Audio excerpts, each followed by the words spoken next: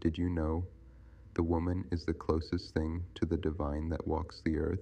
Before emotions rise, think about the simple facts of life.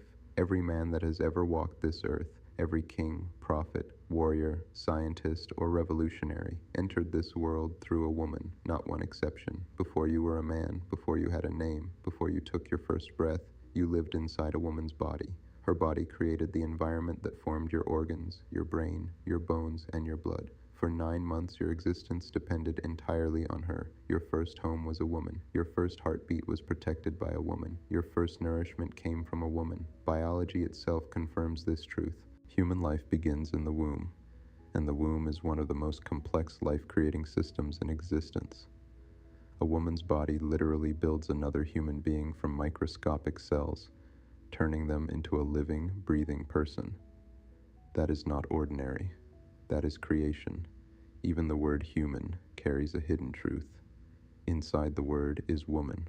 Remove woman from humanity, and humanity disappears.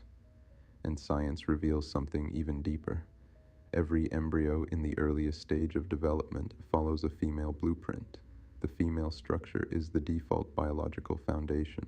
Only later, through genetic signals, does the body develop male characteristics.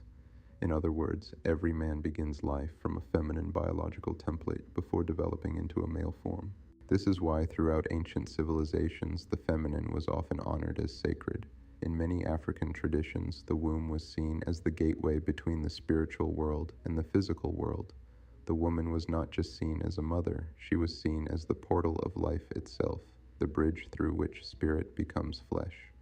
Think about the power in that. No government can manufacture life. No technology can replace the womb. No man, no system, no religion has ever been able to recreate the natural power that a woman's body carries. The woman does something that the entire world depends on but can never replicate. She brings consciousness into the physical world. Without the woman, there is no future generation. Without the woman, there is no humanity. Without the woman, there is no civilization. And here is another truth many people overlook. Without the queen, there can never be a king.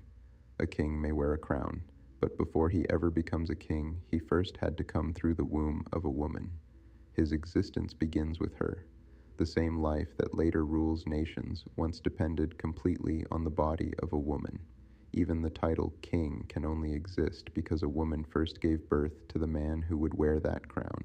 So the crown of the king is possible because of the creation power of the queen.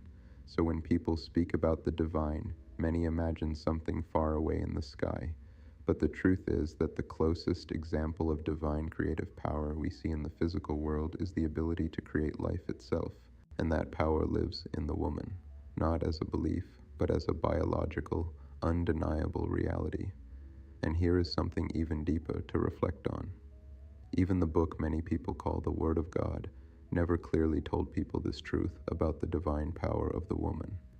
It never openly teaches that every man begins life inside a woman, that the womb is the gateway of human existence, or that without the feminine, there is no humanity. Yet this is the most obvious reality of life itself. Let that sink in. The greatest miracle happening on earth is not something written in a book. It is happening every single day through the body of a woman. Final thought.